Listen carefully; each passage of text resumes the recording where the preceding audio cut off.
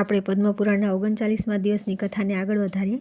આકાશ માર્ગે વિચરણ કરનારા વાનર પર ઉછળતા કૂદતા શ્રી રઘુનાથજીની પાછળ તે ઉત્તમ નગરમાં ગયા। તે સમયે તે બધાની અલગ અલગ શોભા થઈ રહી હતી। થોડે દૂર જઈને શ્રી રામચંદ્રજી પુષ્પક વિમાનમાંથી ઉતરી ગયા અને તરત જ શ્રી સીતાજીની સાથે પાલખી પર બેઠા। તે સમયે તેઓ પોતાના સહાયક પરિવાર દ્વારા ચારે બાજુથી ઘેરાયેલા હતા। જોર જોરથી વાગી રહેલા વીણા, નગારા અને શરણાઈઓ વગેરે વાજિંત્રો દ્વારા તેઓ બહુ શોભી રહ્યા હતા। સૂત, માગધ અને વંદીજન તેમની સ્તુતિ કરી રહ્યા હતા। તે બધા લોકો કહેતા હતા, રઘુનંદન તમારો જય હો, સૂર્યકુળભૂષણ શ્રીરામ તમારો જય હો, હે દેવ દશરથનંદન તમારો જય હો, જગતના સ્વામી શ્રી રઘુનાથજી તમારો જય હો। આ પ્રમાણે હર્ષથી પૂર્ણ નગરજનોની કલ્યાણમયી વાતો ભગવાનને સંભળાઈ રહી હતી। તેમના દર્શનથી બધા લોકોના શરીરમાં રોમાંચનો અનુભવ થઈ રહ્યો હતો। ક્રમશઃ આગળ વધતી ભગવાનની સવારી ગલીઓ અને 4 રસ્તાઓથી સુશોભિત નગરના રાજમાર્ગ પર આવી, જ્યાં ચંદન મિશ્રિત જળનો છંટકાવ કરવામાં આવ્યો હતો અને રસ્તા પર ફૂલ બિછાવવામાં આવ્યા હતા। તે સમયે નગરની થોડી સ્ત્રીઓ બારીઓ અટારીઓમાં ઊભી રહીને ભગવાનની મનોહર છબીને નિહાળતી રહીને પરસ્પર કહેવા લાગી। નગરવાસી સ્ત્રીઓ બોલી કે, હે સખીઓ, વનવાસી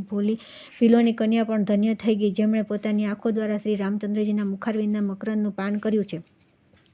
પોતાના સૌભાગ્યથી તે કન્યાઓએ મહાન અભ્યુદય પ્રાપ્ત કર્યો છે। અરે વિરોચિત તેજથી યુક્ત શ્રી રઘુનાથજીના મુખ સામું તો જુઓ, જે કમળની સુંદરતાને લજાવનારા સુંદર નેત્રોથી શોભી રહ્યું છે। તે મુખને જોઈને દેવતાઓ પણ ધન્ય થઈ જશે। ઓહો, બ્રહ્મા વગેરે દેવતાઓ પણ તેમના દર્શન કરી શકતા નથી। તે જ આજે અમારી આંખોની સામે છે। ખરેખર અમે લોકો બહુ ભાગ્યશાળી છીએ। જુઓ, તેમના મુખ પર કેવું સુંદર હાસ્ય છે। મસ્તક પર મુગટ શોભી રહ્યો છે। તેમના લાલ લાલ હોઠ બપોરિયા ફૂલની અરુણ શોભાને પોતાની શોભાથી તિરસ્કૃત કરી રહ્યા છે, તથા તેમનું સુંદર નાક કેટલું મનોહર લાગે છે। આ પ્રમાણે વિશેષ પ્રેમના કારણે આવી વાતો કહેનારી અયોધ્યાની સ્ત્રીઓ ભગવાનના દર્શન કરીને પ્રસન્ન થઈ ગઈ। પછી તેમનો અતિશય પ્રેમ હતો। તે નગરવાસી લોકોને પોતાના દ્રષ્ટિપાતથી સંતુષ્ટ કરીને સંપૂર્ણ જગતને મર્યાદાનો પાઠ ભણાવનાર રઘુનાથજીએ માતાના ભવનમાં જવાનો વિચાર કર્યો। તેઓ રાજાઓના રાજા તથા સારા નીતિમાન હતા। તેથી પાલખી પર બેસીને સૌ પ્રથમ માતા કૈકેયીના ઘરે ગઈ। કૈકેયી લજાના ભારથી દબાયેલી હતી, તેથી રામચંદ્રજીની સામે જોઈને પણ તે કંઈ ન બોલી, વારંવાર ઊંડી ચિંતામાં ડૂબવા લાગી। સૂર્યવંશની પતાકા ફરકાવનાર શ્રી રામે માતાને લજ્જિત જોઈને તેને વિનયયુક્ત વચનો દ્વારા સાંત્વના આપતા કહ્યું કે, રામ બોલ્યા કે, માં, મેં વનમાં જઈને તમારી આજ્ઞાનું પૂરેપૂરું પાલન કર્યું છે। હવે કહો, તમારી આજ્ઞાથી હવે હું કયું કાર્ય કરું? શ્રી રામની આ વાત સાંભળી કૈકેયી પોતાના મુખને ઉપર ન કરી શકી। તે ધીરે બોલી, બેટા રામ, તમે નિષ્પાપ છો, હવે તમે પોતાના મહેલમાં જાઓ। માતાનું આ વચન સાંભળીને કૃપાનિધાન શ્રી રામચંદ્રજીએ પણ તેમને નમસ્કાર કર્યા અને ત્યાંથી સુમિત્રાના ભવનમાં ગયા। સુમિત્રાનું હૃદય બહુ ઉદાર હતું। તેમણે પોતાના પુત્ર લક્ષ્મણ સહિત રામચંદ્રજીને જોઈને આશીર્વાદ આપતા કહ્યું કે, બેટા તમે ચિરંજીવ થાઓ। શ્રી રામચંદ્રજીએ પણ માતા સુમિત્રાના ચરણોમાં પ્રણામ કરીને વારંવાર પ્રસન્નતા પ્રગટ કરીને કહ્યું કે, માં લક્ષ્મણ જેવા પુત્ર રત્નને જન્મ આપવાના કારણે તમે રત્નગર્ભા છો। બુદ્ધિમાન લક્ષ્મણે જે રીતે અમારી સેવા કરી છે, જે રીતે એમણે અમારા કષ્ટોનું નિવારણ કર્યું છે, તેવું કાર્ય બીજા કોઈએ કદી કર્યું નથી। રાવણે સીતાનું હરણ કર્યું, ત્યારે પછી મેં ફરીથી તેમને પ્રાપ્ત કર્યા, તે બધું તમે લક્ષ્મણનું જ પરાક્રમ સમજો। આ પ્રમાણે કહીને તથા સુમિત્રાના આપેલા આશીર્વાદને માથે ચડાવી તેઓ દેવતાઓની સાથે પોતાની માતા કૌશલ્યાના મહેલમાં ગયા। માતાને પોતાના દર્શન માટે ઉત્કંઠિત તથા હર્ષમગ્ન જોઈ ભગવાન શ્રીરામ તરત જ પાલખી પરથી ઉતરી પડ્યા અને નિકટ પહોંચીને તેમણે માતાના ચરણોને પકડી લીધા। માતા કૌશલ્યાનું હૃદય પુત્રનું મુખ જોવા માટે ઉત્કંઠાથી વ્યાકુળ થઈ રહ્યું હતું। તેમણે પોતાના રામને વારંવાર છાતીએ લગાડ્યા અને ખૂબ પ્રસન્ન થયા। તેમણે શરીરમાં રોમાંચ થયા। આવી વાણી ગદગદ થઈને તેમણે નેત્રોમાંથી આનંદના આંસુ પ્રવાહિત થઈને ચરણોને ભીંજાવા લાગ્યા। વિનયશીલ રઘુનાથજીએ કહ્યું કે, માતા અત્યંત દુર્બળ થઈ ગયા છે। મને જોઈને જ તેમને થોડો હર્ષ થયો છે। તેમની આવી અવસ્થા જોઈને તેમણે કહ્યું કે, શ્રી રામ બોલ્યા કે, માં, મેં ઘણા દિવસ સુધી તમારા ચરણોની સેવા કરી નથી। ખરેખર હું બહુ અભાગી છું। તમે મારા અપરાધને ક્ષમા કરો। જે પુત્ર પોતાના માતા પિતાની સેવા માટે ઉત્સુક નથી, તેને રજવીર્યથી ઉત્પન્ન થયેલ કીડો જ સમજવો। શું કરું? પિતાજીની આજ્ઞાથી હું દંડકારણ્યમાં ચાલ્યો ગયો। ત્યાં રાવણે સીતાનું હરણ કરી લંકામાં લઈ ગયો હતો, પરંતુ તમારી કૃપાથી તે રાક્ષસરાજને મારીને મેં પુનઃ સીતાને પ્રાપ્ત કર્યા છે। આ પતિવ્રતા સીતા પણ તમારા ચરણોમાં પડ્યા છે। તેમનું ચિત્ત સદા તમારા ચરણોમાં જ લાગેલું રહે છે। શ્રી રામચંદ્રજીની વાત સાંભળીને માતા કૌશલ્યાએ પોતાના પગમાં પડેલી પતિવ્રતા વહુ સીતાને આશીર્વાદ આપતા કહ્યું કે, માનીની સીતે, તમે ચિરકાળ સુધી પોતાના પતિની જીવનસાથી બની રહો। મારી પવિત્ર વહુની બુદ્ધિની વહુ, તમે 2 પુત્રોની જનની થઈને પોતાના આ કુળને પવિત્ર કરો। બેટી સુખ દુઃખમાં પતિનો સાથ આપનારી તમારા જેવી પતિવ્રતા સ્ત્રીઓ ત્રણે લોકમાં ક્યાંય દુઃખ પામતી નથી। આ તદ્દન સાચું છે। વિદેહી કુમારી, તમે મહાત્મા રામના ચરણોનું અનુસરણ કરી પોતાના દ્વારા જ પોતાના કુળને પવિત્ર કરી દીધું। સુંદર નેત્રોવાળી રઘુનાથ પત્ની સીતાને આમ કહી માતા કૌશલ્યા ચૂપ થઈ ગયા। હર્ષના અતિરેકથી તેમનું સર્વાંગ પુલકિત થઈ ગયું. ત્યાર પછી રામચંદ્રજીના ભાઈ ભરતે તેમને પિતાજીનું આપેલું પોતાનું મહાન રાજ્ય પાછું આપી દીધું. તેનાથી મંત્રીઓને બહુ પ્રસન્નતા થઈ. તેમણે મંત્રજ્ઞ જ્યોતિષીઓને બોલાવી રાજ્યાભિષેકનું મુહૂર્ત પૂછ્યું અને પ્રયત્ન કરી તેમના બતાવેલા શ્રેષ્ઠ નક્ષત્રથી યુક્ત સારા દિવસે શુભ મુહૂર્તમાં બહુ જ હર્ષ સાથે શ્રી રામચંદ્રજીનો અભિષેક કરાવ્યો. સુંદર વ્યાઘ્ર ચર્મ ઉપર 7 દ્વીપોથી યુક્ત પૃથ્વીનો નકશો બનાવીને રાજાધિરાજ મહારાજ શ્રી રામ તેના પર બિરાજમાન થયા. તે દિવસથી સાધુ પુરુષોના હૃદયમાં આનંદ છવાઈ ગયો. બધી સ્ત્રીઓ પતિ પ્રત્યે ભક્તિ રાખીને પતિવ્રતા ધર્મમાં સંલગ્ન થઈ ગઈ. સંસારના લોકો કદી મનથી પણ પાપનું આચરણ કરતા ન હતા. દેવતા, દૈત્ય, નાગ, યક્ષ, અસુર તથા મોટા મોટા સર્પ આ બધા ન્યાય માર્ગ પર સ્થિત રહીને શ્રી રામચંદ્રજીની આજ્ઞાને શિરોધાર્ય કરવા લાગ્યા. બધા પરાક્રમોમાં રત રહેતા સૌના પોતાના ધર્મમાં અનુષ્ઠાનમાં જ સુખ અને સંતોષની પ્રાપ્તિ થતી હતી. વિદ્યા દ્વારા જ બધાનો વિનોદ થતો હતો. દિવસ રાત શુભ કર્મો પર જ સૌની દ્રષ્ટિ રહેતી હતી. શ્રીરામના રાજ્યમાં ચોરીને તો કોઈ જાણતું જ ન હતું. જોરથી ચાલનારી હવા પણ વટેમાર્ગુના ઝીણામાં ઝીણા વસ્ત્રોને પણ ઉડાડતી ન હતી. કૃપાનિધાન શ્રી રામચંદ્રજીનો સ્વભાવ બહુ દયાળુ હતો. તેઓ યાચકો માટે કુબેર હતા. ત્યાર પછી આવે છે દેવતાઓ દ્વારા શ્રી રામની સ્તુતિ. શ્રી રામે તેમને વરદાન આપવું તથા રામ રાજ્યનું વર્ણન. શેષજી કહે છે કે હે મુનિ, જ્યારે શ્રી રામચંદ્રજીનો રાજ્યાભિષેક થઈ ગયો તે પછી રાક્ષસરાજ રાવણના વધથી પ્રસન્ન થયેલા દેવતાઓએ પ્રણામ કરી તેમની આ પ્રમાણે સ્તુતિ કરી. દેવતા બોલ્યા કે દેવતાઓની પીડા દૂર કરવાવાળા દશરથ નંદન શ્રી રામ તમારો જય હો. તમારા દ્વારા જે રાક્ષસરાજનો વિનાશ થયો છે તે અદ્ભુત કથાનું બધા કવિઓ ઉત્કંઠાપૂર્વક વર્ણન કરશે. હે ભુવનેશ્વર, પ્રલયકાળમાં તમે સંપૂર્ણ લોકોની પરંપરાને લીલાપૂર્વક રસીલો છો. હે પ્રભુ, તમે જન્મ અને જરા વગેરેના દુઃખોથી સદા મુક્ત છો. હે પ્રબળ શક્તિ સંપન્ન પરમાત્મન તમારો જય હો.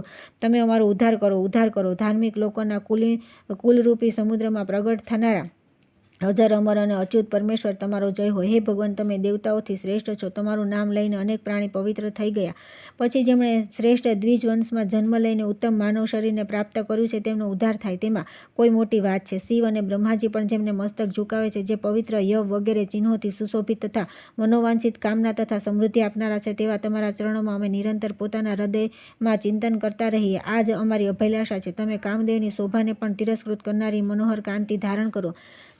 પરમ પાવન દયામય, જો તમે આ ભૂમંડળને અભયદાન ન આપો તો દેવતા કઈ રીતે સુખી થઈ શકે? હે નાથ, જ્યારે જ્યારે દાનવીય શક્તિઓ અમને પરેશાન કરે ત્યારે ત્યારે તમે આ પૃથ્વી પર અવતાર લો છો. હે વિભો, જો કે તમે સૌથી શ્રેષ્ઠ પોતાના ભક્તો દ્વારા પૂજિત અજન્મા તથા અવિકારી છો, તો પણ પોતાની માયાનો આશ્રય લઈને ભિન્ન ભિન્ન રૂપમાં પ્રગટ થાઓ છો. તમારી પવિત્ર લીલાઓ સંસારના લોકો માટે પ્રેરણાદાયક છે. તમારા લીલા ચરિત્રો સાંભળનાર સઘળા પાપોને હરી લે છે.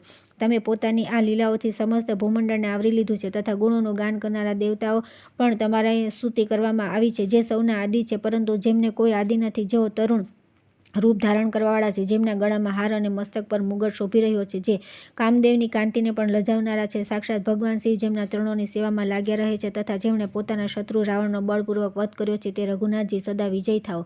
બ્રહ્મા વગેરે દેવતાઓ આ પ્રમાણે સ્તુતિ કરી વિનીત ભાવે શ્રી રઘુનાથજીને વારંવાર પ્રણામ કર્યા. મહાયશસ્વી રામચંદ્રજી દેવતાઓની આ સ્તુતિથી બહુ સંતુષ્ટ થયા.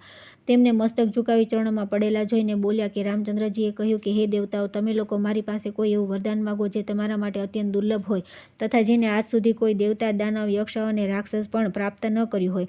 દેવતા બોલ્યા કે હે સ્વામી, તમે અમારા શત્રુ દશાનનનો જે વધ કર્યો છે તેનાથી જ અમને બધું ઉત્તમ વરદાન મળી ગયું. હવે અમે એ જ માગીએ છીએ કે જ્યારે જ્યારે કોઈ અસુર અમને પરેશાન કરે ત્યારે ત્યારે તમે આ જ પ્રમાણે અમારા તે શત્રુનો નાશ કર્યા કરો. વીરવર ભગવાન શ્રી રામચંદ્રજીએ બહુ સારું કહીને દેવતાઓની પ્રાર્થનાનો સ્વીકાર કર્યો અને પછી આ પ્રમાણે કહ્યું. રામ બોલ્યા કે હે દેવતાઓ, તમે બધા લોકો આદરપૂર્વક મારી વાત સાંભળો. તમે લોકોએ મારા ગુણોને એકત્ર કરીને જ આ અદ્ભુત સ્તોત્ર બનાવ્યું છે. તેનો જ મનુષ્ય પ્રાતઃકાળે તથા રાત્રે દરરોજ એકવાર પાઠ કરશે. તેને પોતાના શત્રુઓથી કદી પરાજિત થવાનું ભયંકર કષ્ટ ભોગવવું નહીં પડે. તેના ઘરમાં દરિદ્રતા પ્રવેશ કરશે નહીં તથા તેને રોગ પણ સતાવશે નહીં. એટલું જ નહીં, આ સ્તોત્રના પાઠથી મનુષ્યના ઉલ્લાસપૂર્ણ હૃદયમાં મારા યુગલચરણોની ગાઢ ભક્તિનો ઉદય થશે. આમ કહી નરદેવ શિરોમણી શ્રી રઘુનાથજી ચૂપ થઈ ગયા તથા બધા દેવતા અત્યંત પ્રસન્ન થઈને પોતપોતાના લોકમાં ચાલ્યા ગયા. અહીં લોકનાથ શ્રી રામચંદ્રજી પોતાના વિદ્વાન ભાઈઓનું પિતાની જેમ પાલન કરતા રહીને પ્રજાને પોતાના પુત્ર સમાન માનીને બધાનું લાલન પાલન કરવા લાગ્યા. તેમના શાસનકાળમાં જગતમાં મનુષ્યનું કદી અકાળ મૃત્યુ થતું ન હતું. કોઈના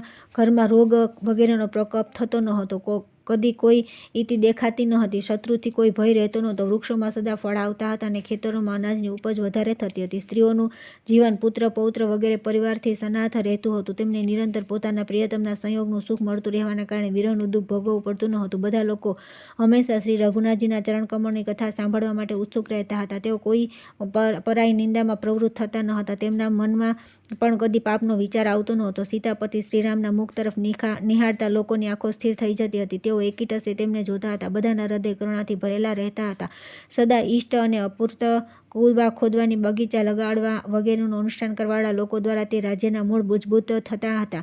સંપૂર્ણ રાષ્ટ્રમાં સદા હરીભરી ખેતી લહેરાતી હતી. જ્યાં સુગમતાપૂર્વક યાત્રા કરી શકાય તેવા ક્ષેત્રોથી તે દેશ ભરેલો હતો. તે રાજ્યના સ્થાનો સુંદર અને પ્રજા ઉત્તમ હતી. બધા લોકો સ્વસ્થ રહેતા હતા. ગાયોની સંખ્યા વધારે હતી અને ઘાસચારાની સારી સુવિધા હતી. ઠેક ઠેકાણે દેવ મંદિરોની હારમાળા રામરાજ્યની શોભા વધારતી હતી. તે રાજ્યમાં બધા ગામો બધી રીતે સંપન્ન હતા. બગીચાઓમાં સુંદર સુંદર ફૂલો શોભી રહ્યા હતા અને વૃક્ષોમાં સ્વાદિષ્ટ ફળ લાગતા હતા. કમળોથી ભરપૂર તળાવ ત્યાંની ભૂમિની સુંદરતા વધારતા હતા. રામ રાજ્યમાં માત્ર નદીઓ જ સદંભા હતી. ત્યાંની જનતા કદી સદંભા ન હતી. બ્રાહ્મણ, ક્ષત્રિય વગેરે વર્ણના બધા સમુદાયો કુલીન હતા. તેમના ધનનો નિંદિત માર્ગમાં વ્યય ઉપભોગ થતો ન હતો.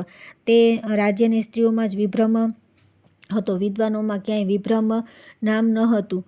ત્યાંની નદીઓ જ કુટિલ માર્ગે જતી હતી, પ્રજા નહીં. અર્થાત પ્રજામાં કુટિલતાનો સંપૂર્ણ અભાવ હતો. શ્રી રામના રાજ્યમાં માત્ર કૃષ્ણ પક્ષની રાત્રિ જ તમથી યુક્ત હતી. મનુષ્યમાં તમ કે અંધકાર ન હતું. ત્યાંથી સ્ત્રીઓમાં જ રાજનો સંયોગ જોવા મળતો હતો. ધર્મ પ્રધાન મનુષ્યોમાં નહીં. અર્થાત મનુષ્યમાં ધર્મની અધિકતા હોવાના કારણે સત્વગુણનો જ વધારો થતો હતો, રજોગુણનો નહીં. ધનથી ત્યાંના મનુષ્ય જ અનંત હતા, મદાંધ ન હતા. તેમનું ભોજન અનંત ન હતું. તે રાજ્યમાં માત્ર રથ જ અનય લોખંડ રહિત હતા. રાજ્યમાં કર્મચારીઓમાં જ અનયનો ભાવ ન હતો. ફરસા, પાવડા, ચામર તથા છત્રોમાં જ દંડ જોવા મળતા હતા. બીજે ક્યાંય પણ ક્રોધ કે બંધન જેવા દંડ જોવા મળતા ન હતા. જળોમાં જ જડતાની વાત સાંભળવામાં આવતી હતી. મનુષ્યમાં નહીં. સ્ત્રીની કમરમાં જે દુર્બળતા હતી તે બીજે નહીં. ત્યાં ઔષધિઓમાં જ કુષ્ઠ કે નો યોગ જોવામાં આવતો હતો.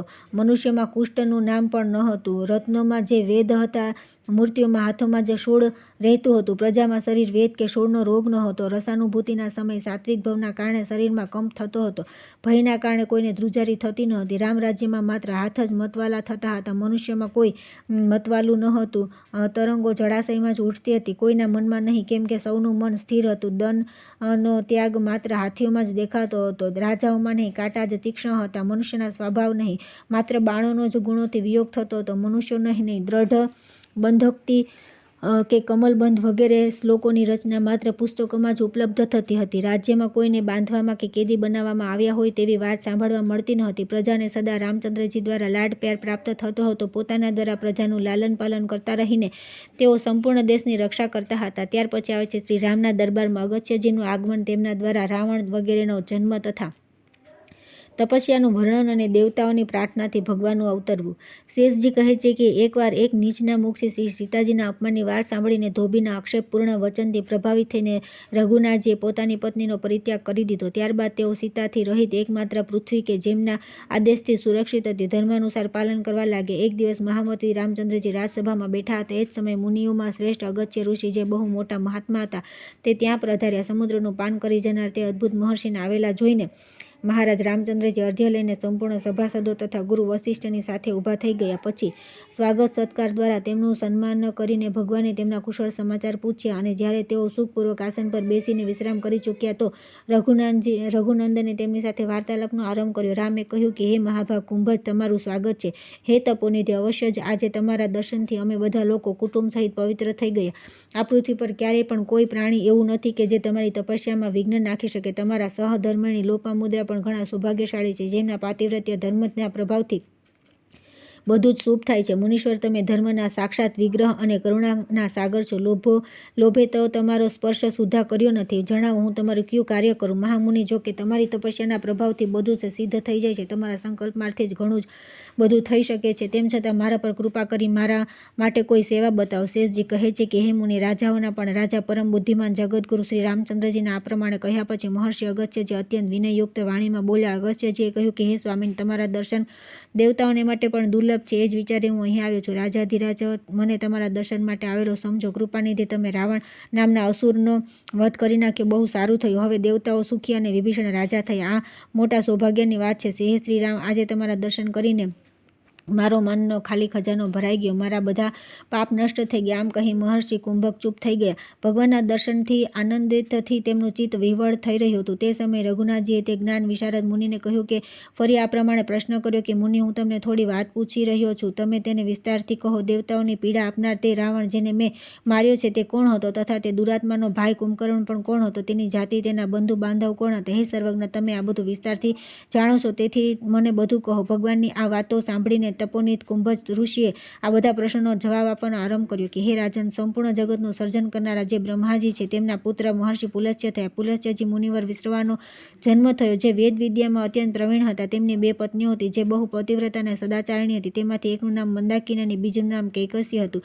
પહેલી પત્ની મંદાકિનીના ગર્ભથી કુબેરનો જન્મ થયો, જે લોકપાલના પદને પ્રાપ્ત થયા. તેમણે ભગવાન શંકરની કૃપાથી લંકાપુરીને પોતાનું નિવાસસ્થાન બનાવ્યું. કૈકેસી વિંધ્યુમાલાની નામની દૈત્યની પુત્રી હતી. તેના ગર્ભથી રાવણ, કુંભકર્ણ તથા પુણ્યાત્મા વિભીષણ આ 3 મહાબળવાન પુત્ર ઉત્પન્ન થયા. હે મહામતે, આ 3માંથી રાવણ અને કુંભકર્ણની બુદ્ધિ અધર્મમાં નિપુણ થઈ, કેમ કે તે બંને જે ગર્ભથી ઉત્પન્ન થયા હતા તે ગર્ભની સ્થાપના સંધ્યાકાળે થઈ હતી.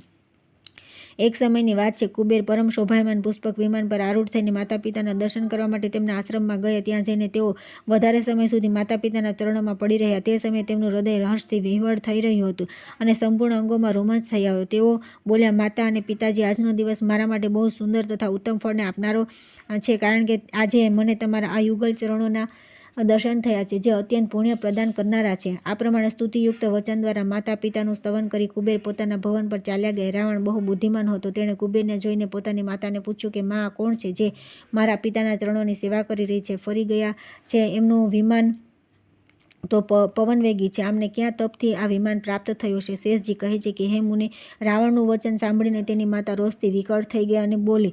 થોડી આંખો ટેરવી કરીને ઊંચા મને પુત્રને કહે છે કે અરે, મારી આ વાત સાંભળ. એમાં ઘણી શિખામણ ભરેલી છે. જેમના વિશે તું પૂછી રહ્યો છે તે મારી શોકના કુખનું રત્ન કુબેર અહીં આવ્યા હતા, જેમણે પોતાની માતાના વિમળ વંશને પોતાના જન્મથી વિશેષ ઉજ્જવળ બનાવી દીધો છે. પરંતુ તું તો મારા ગર્ભનો કીડો છે, માત્ર પોતાનું પેટ ભરવામાં જ લાગેલો છે. કુબેરે તપસ્યાથી ભગવાન શંકરને સંતુષ્ટ કરીને લંકાનો નિવાસ, મનોવેગી વિમાન તથા રાજ્ય અને સંપત્તિ પ્રાપ્ત કરી છે. સંસારમાં તે જ માતા ધન્ય છે, સૌભાગ્યવતી તથા મહાન અભ્યુદયથી સુશોભિત થનારી છે, જેના પુત્રે પોતાના ગુણોથી મહાપુરુષનું પદ પ્રાપ્ત કરી લીધું હોય. રાવણ દુરાત્માનો અગ્રણી હતો.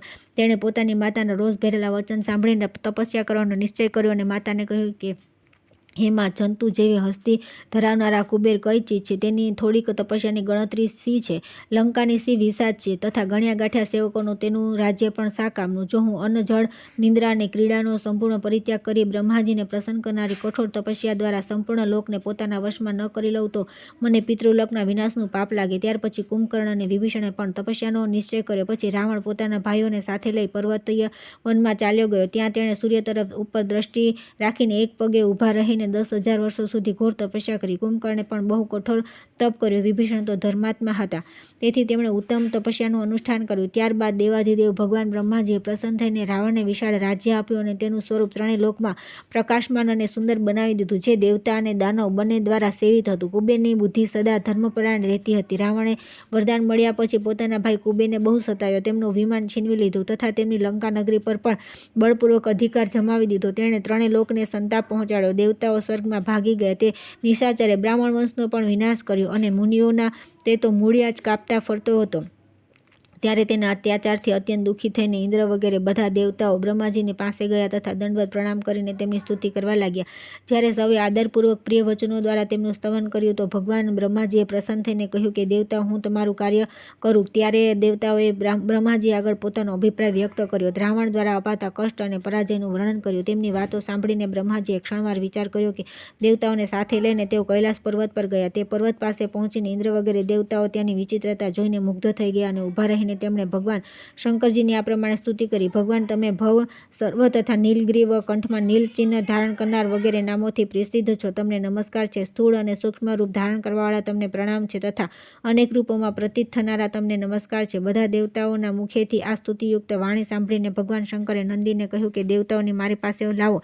આજ્ઞા મળતા નંદીએ તે જ સમયે દેવતાઓને બોલાવી અંતઃપુરમાં પહોંચીને તેમણે આશ્ચર્યચકિત દ્રષ્ટિથી ભગવાનના દર્શન કર્યા. દેવતાઓની સાથે પ્રણામ કરીને બ્રહ્માજી શિવજીની સામે ઊભા રહી ગયા અને તે દેવેશ્વરને કહ્યું કે હે શરણાગત વત્સલ મહાદેવ, તમે દેવતાઓની હાલત જુઓ અને તેમના ઉપર કૃપા કરો. દુષ્ટ રાક્ષસ રાવણનો વધ કરવા માટે જે ઉદ્યોગ થઈ શકે તે કરો. બ્રહ્માજીના દીન અને શોકમગ્ન વચન સાંભળીને શંકરજી પણ દેવતાઓની સાથે ભગવાન શ્રી વિષ્ણુના સ્થાન પર ગયા. ત્યાં દેવતા, નાગ, કિન્નર અને મુનિ બધાએ મળીને ભગવાનની સ્તુતિ કરી. હે દેવતાઓના સ્વામી માધવ, તમારો જય હો. ભક્તોના દુઃખ દૂર કરનારા પરમેશ્વર, તમારો જય હો. મહાદેવ, અમારા પર કૃપા કરો અને પોતાના આ સેવકો પર દ્રષ્ટિ કરો. રુદ્ર વગેરે સંપૂર્ણ દેવતાઓએ જ્યારે આ પ્રમાણે ઊંચા સ્વરથી સ્તવન કર્યું તો તેમના વચન સાંભળીને દેવાધિદેવ વિષ્ણુએ દેવ સમુદાયના દુઃખ પર સારી પેઠે વિચાર કર્યો. ત્યાર પછી તેઓ મેઘ જેવી ગંભીર વાણીથી તેમના શોકનું નિવારણ કરતા રહીને બોલ્યા કે બ્રહ્મા, રુદ્ર અને ઇન્દ્ર વગેરે દેવતાઓ, હું તમારા હિતની વાત કહી રહ્યો છું. સાંભળો. રાવણ દ્વારા તમને જે ભય પ્રાપ્ત થયો છે તે હું જાણું છું. હવે અવતાર ધારણ કરીને હું તે ભયનું નિવારણ કરીશ. પૃથ્વી પર એક અયોધ્યા નામની પુરી છે જે મોટા મોટા દાન અને યજ્ઞો વગેરે શુભ કર્મ કરવાવાળા સૂર્યવંશી રાજાઓ દ્વારા સુરક્ષિત છે. તે પુરીમાં દશરથ નામે પ્રસિદ્ધ એક રાજા છે જે અત્યારે 10 દિશાઓને જીતીને પૃથ્વીના રાજ્યનું પાલન કરી રહ્યા છે. જોકે તેઓ રાજ્યલક્ષ્મીથી સંપન્ન અને શક્તિશાળી છે, છતાં આજ સુધી તેમને કોઈ સંતાન નથી. મહાન બળશાળી રાજા દશરથ પુત્ર પ્રાપ્તિની ઈચ્છાથી વંદનીય ઋષ્યશૃંગ મુનિને પ્રાર્થનાપૂર્વક બોલાવશે અને તેમના આચાર્ય પદે વિધિપૂર્વક પુત્રેષ્ટિ યજ્ઞનું અનુષ્ઠાન કરશે. ત્યાર પછી હું તમારા લોકોના હિત માટે રાજાની 3 રાણીઓના ગર્ભથી 4 સ્વરૂપમાં પ્રગટ થઈશ. રાજા પણ પૂર્વજન્મમાં તપસ્યા કરીને મારી પાસે આવી પ્રાર્થના કરી ચૂક્યા છે. મારા 4 સ્વરૂપ ક્રમશઃ રામ, ભરત, લક્ષ્મણ અને શત્રુઘ્ન નામે પ્રસિદ્ધ થશે. તે સમયે હું રાવણનો બળ, વાહન અને જળ મૂળ સહિત સંહાર કરી નાખીશ. તમે લોકો પણ પોતપોતાના અંશથી રીછ અને વાનરના રૂપમાં પ્રગટ થઈને પૃથ્વી પર સર્વત્ર વિચરતા રહો. આ પ્રમાણે આકાશવાણી કરી ભગવાન મૌન થઈ ગયા. તેમની વાણી સાંભળીને બધા દેવતાઓ પ્રસન્ન થઈ ગયા. પરમ મેઘાવી દેવાધિદેવ ભગવાન જે પ્રમાણે કહ્યું હતું તે જ પ્રમાણે દેવતાઓએ કાર્ય કર્યું. તેમણે પોતપોતાના અંશથી રીછ અને વાનરોના રૂપ ધારણ કરીને સંપૂર્ણ પૃથ્વીને ભરી દીધી. મહારાજ, દેવતાઓનું દુઃખ દૂર કરવાવાળા જે મહાન દેવ વિષ્ણુ કહેવાય છે તે તમે જ છો. તમે જ માનવ શરીરધારી ભગવાન છો. મહામતે આ ભરત, લક્ષ્મણ અને શત્રુઘ્ન તમારા જ અંશ છે. તમે દેવતાઓને દુઃખી કરનારા દશાનનનો વધ કર્યો. તે દૈત્યની જાતિ બ્રહ્મ રાક્ષસ હતી, તેનો તમારા દ્વારા વધ થયો છે. હે નરશ્રેષ્ઠ, તમે જગતના ઉત્પત્તિ સ્થાન અને સંપૂર્ણ વિશ્વના આત્મા છો. તમારા રાજા થવાથી દેવતા, અસુર અને મનુષ્ય સહિત સમસ્ત સંસારને સુખ પ્રાપ્ત થયું છે. પાપના સ્પર્શથી રહિત રઘુનાથજી, તમે જે કંઈ પૂછ્યું તે બધું મેં તમને કહી દીધું. ત્યાર પછી આવે છે અગત્ય. અશ્વમેઘ યજ્ઞની સલાહ આપીને અશ્વની પરીક્ષા કરવા તથા યજ્ઞને માટે આવેલા ઋષિઓ દ્વારા ધર્મની ચર્ચા.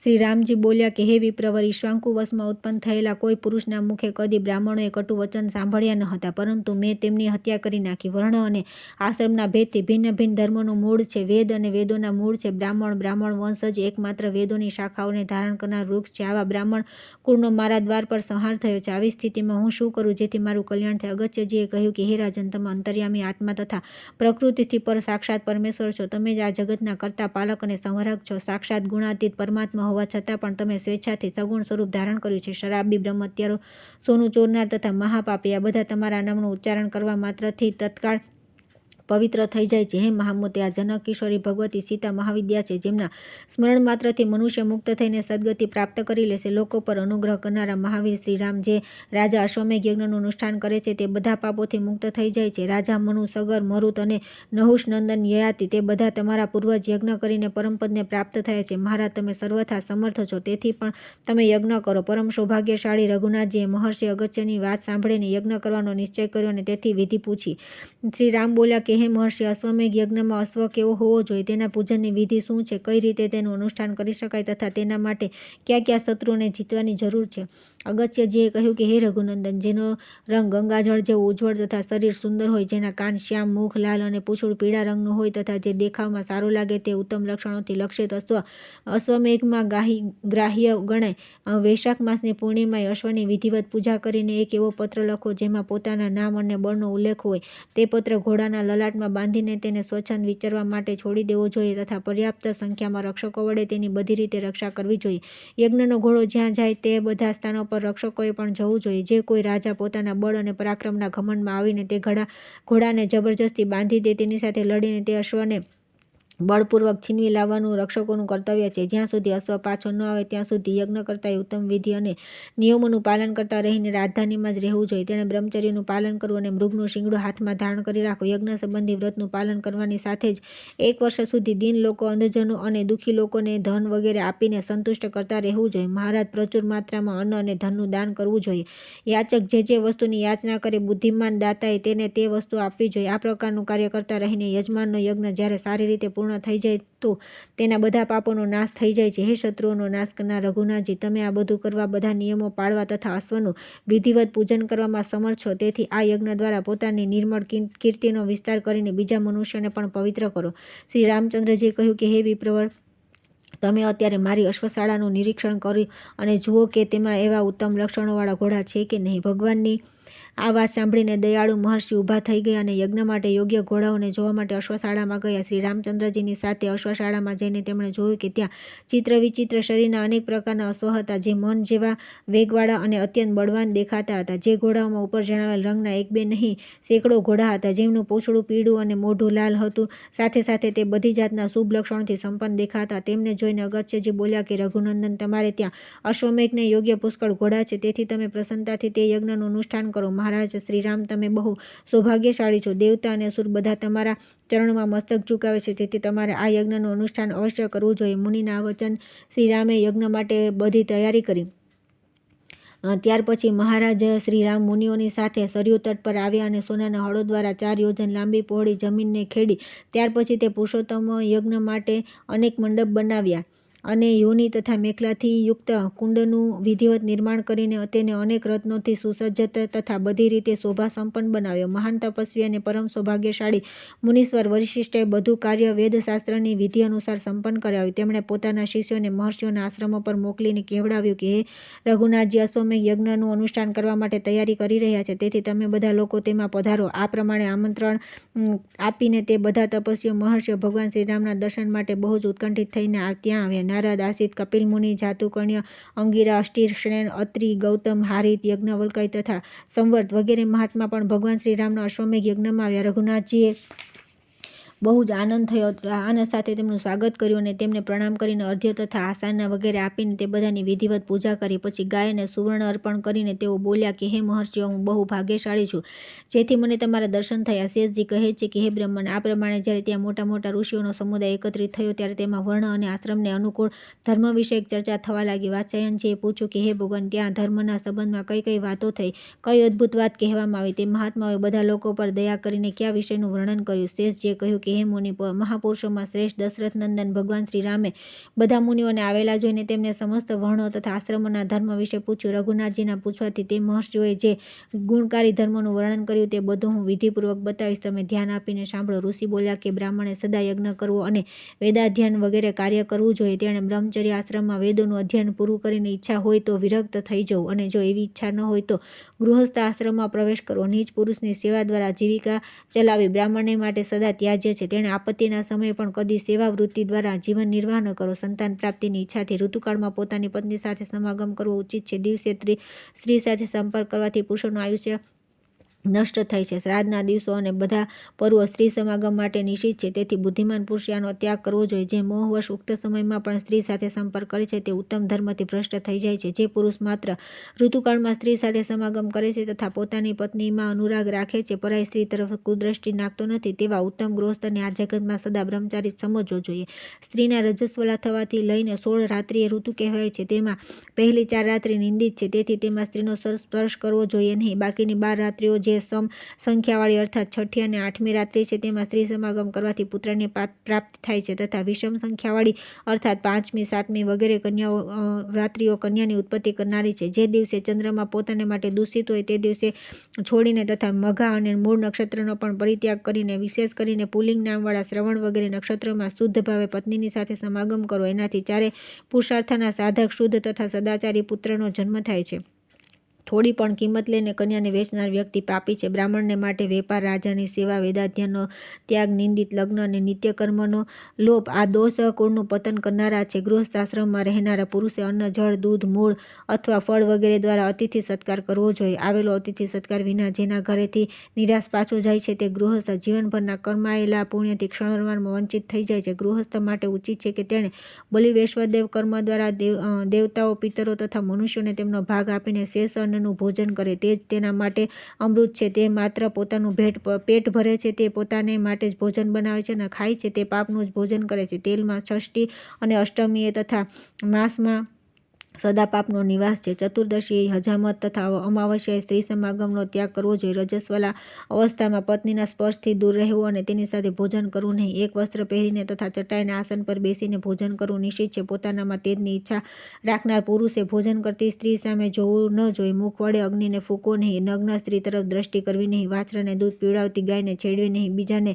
ઇન્દ્રધનુષ દેખાડવું નહીં. રાત્રે દહીં ખાવાનો સર્વથા નિષેધ છે. અગ્નિમાં પગ શેકવા નહીં. તેમાં કોઈ અપવિત્ર વસ્તુ નાખવી નહીં. કોઈ પણ જીવની હિંસા તથા બંને સંધ્યાઓના સમયે ભોજન ન કરવું. રાત્રે ખૂબ પેટ ભરીને ભોજન કરવું યોગ્ય નથી. પુરુષે નાચવા, ગાવા અને વાજિંત્ર વગાડવામાં આસક્તિ રાખવી ન જોઈએ. કાંસાના વાસણમાં પગ ધોવા ન જોઈએ. બીજાના પહેરેલા કપડાં અને જોડા પણ ન પહેરવા. તૂટેલા અને બીજાના એઠા કરેલા વાસણમાં ભોજન કરવું નહીં. ભીના પગે સૂવું નહીં. હાથ મોઢું એઠું હોય ત્યારે ક્યાંય જવું નહીં. સૂતા સૂતા ખાવું નહીં. ઉચ્છિષ્ટ અવસ્થામાં માથાનો સ્પર્શ ન કરો. બીજાના ગુપ્ત ભેદને ખોલવો નહીં. આ પ્રમાણે ગૃહસ્થ ધર્મનું સંપૂર્ણ પાલન કરીને વાનપ્રસ્થ આશ્રમમાં પ્રવેશ કરવો. તે સમયે ઈચ્છા હોય તો વૈરાગ્યપૂર્વક સ્ત્રી સાથે રહે અથવા સ્ત્રી સાથે ન રાખીને તેને પુત્રોને આધીન સોંપી દેવી. વાનપ્રસ્થ ધર્મનું પૂરું પાલન કર્યા બાદ સંન્યાસ લેવો. વાત્સ્યાયનજી તે સમયે મહર્ષિઓએ ઉપર પ્રમાણે અનેક ધર્મોનું વર્ણન કર્યું તથા સંપૂર્ણ જગતના મહાન હિતેશી ભગવાન શ્રી રામે તે બધું ધ્યાનથી સાંભળ્યું.